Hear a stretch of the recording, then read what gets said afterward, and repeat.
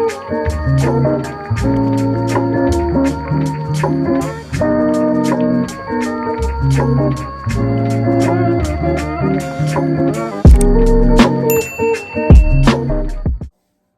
up, Mystics? Welcome back to my platform, Mystic by Nature. And if you don't know me, my name is B, and this is my platform where I share messages from Spirit because I am a vessel for Spirit. This video is going to be a little different though. As you can see, all the other videos on my channel are tarot readings. And while I love tarot, I think that there is a need here for me to dive deeper into like actual conversations about things that actually matter. And some of those things are healing.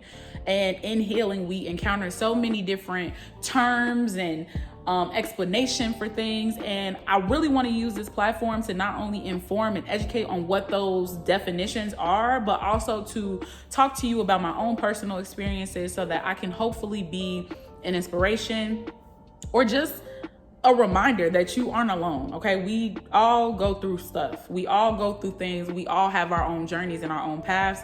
And I really just want to step into my authenticity by being a true vessel, an honest vessel for how crazy this life can be, but how you can really come out on top when you really tap into self.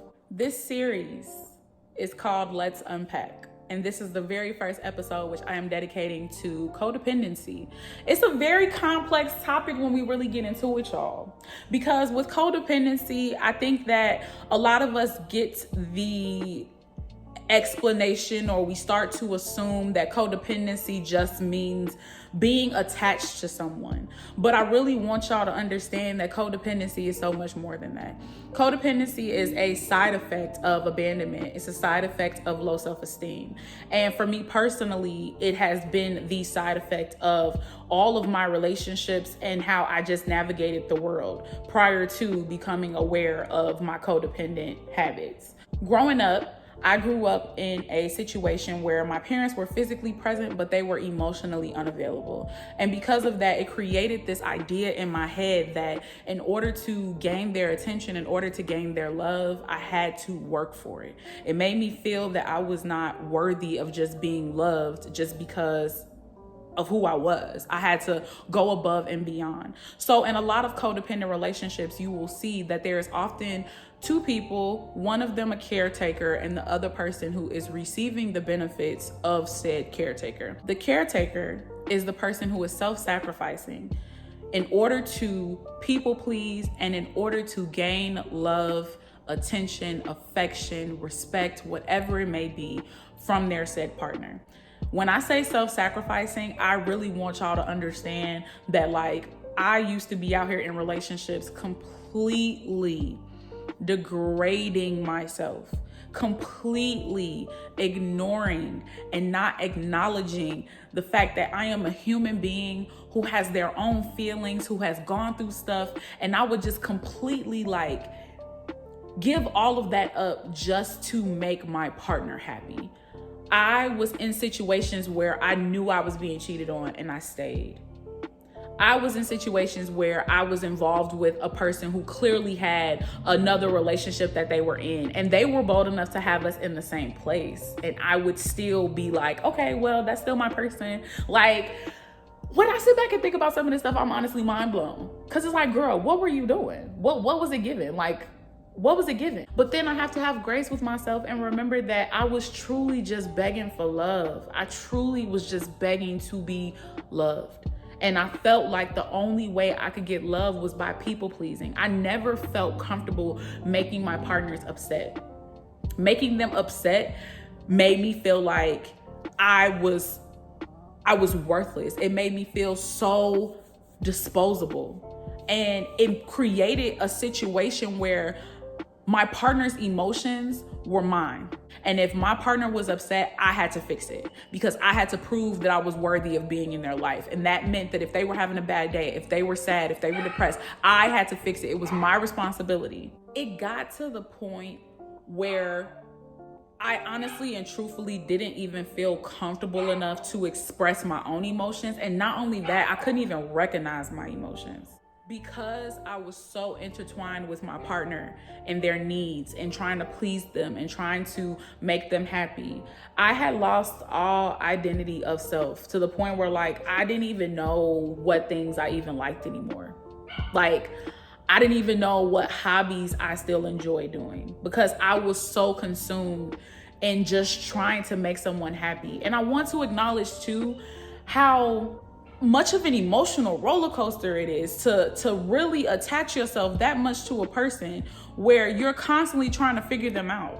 Like you spend your whole day trying to figure out if they're happy or not. And then if they're not happy, you internalize it, you make it your responsibility. And not only that, you then go on this hunt of trying to fix a problem that's not your problem to fix. It is the craziest thing when I think about it now. But I'm sharing this with you all because being in those codependent relationships taught me so much about how important it is to know myself, to accept myself, and to love myself. Being in those relationships required me at this point in my life, as somebody who is single, to really evaluate how much time and energy I want to invest in spending the rest of my life trying to please everybody. It also really brought to light how much I disregarded my worth. And so now in my healing process, I am striving and working so hard to learn how to be in interdependent relationships. And baby, I want you to know that it is truly a interesting thing being in an interdependent relationship after being in codependent relationships for so long.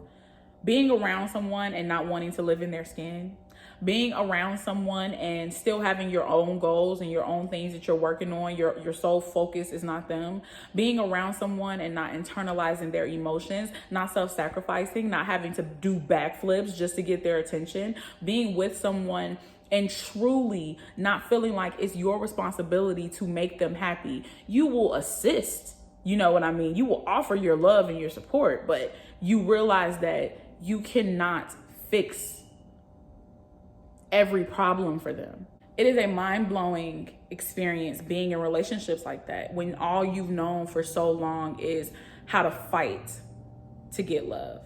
And so I encourage you all right now that if you have any of these symptoms, any of these experiences, if you've encountered any of that, where you have been so consumed in someone else, self-sacrificing just to get their love, their affection, their attention because you didn't feel worthy of it, I want to tell you, one, that you are worthy of love. You are worthy of love without having to do anything for it. You are worthy of love just for being you. You are worthy of love for just existing. And also on top of that, I want to tell you that learning how to love yourself and see your worth is going to save you from repeating the cycle of ending up in relationships like this. Learning how to love yourself, it is hard when you have not known for so long, but it is something that you have to do. You really have to think of it as life or death, because there's no way that you can continue to navigate relationships not loving yourself. I used to think that as long as I loved my partner, it didn't matter whether or not I loved myself. I really used to think that. I really used to think that as long as I loved my partner with all of my heart, all of my energy, all of my might, it didn't matter whether or not I loved myself. Why do it matter? I'm not taking anything from you. And you start to think that, but then you realize that in reality, you are taking away from your partner, because then when you are self-sacrificing for them, you expect them to do the exact same for you. And if they are not codependent with you, then you are going to get someone who is going to have boundaries, and you're going to feel like, wait, wait a minute. What you mean you got boundaries? I don't have boundaries with you. Anything you ask, I do. It really is going to create confusion in your mind, because you're not going to understand why that person is also not self-sacrificing for you. And it's going to become an imbalance, and you're going to hold resentment and anger towards them because they aren't filling your cup. When in reality, you're supposed to fill your own cup. When in reality, y'all both supposed to come into the situation with y'all cups full.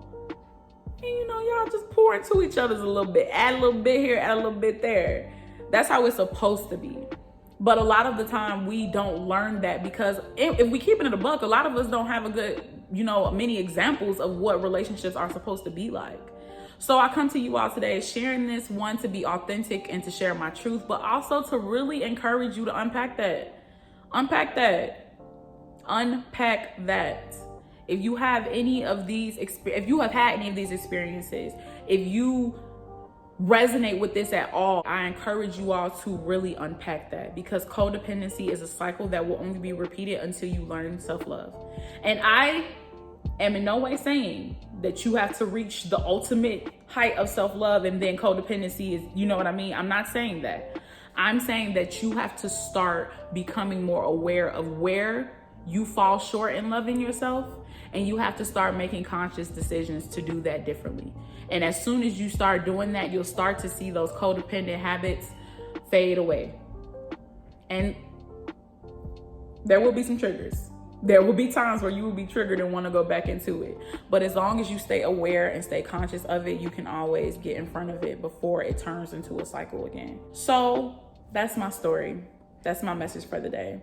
Thank y'all for joining me for this series. I'm so excited to dive into some more topics. And if y'all have any suggestions and y'all want to hear some of my stories and some of my own healing experiences, make sure y'all comment them down below. If you are not subscribed to the channel, I don't know what you are doing. Make sure you subscribe, make sure you like, make sure you turn on the notification bell so you don't miss any more of the series. Duh.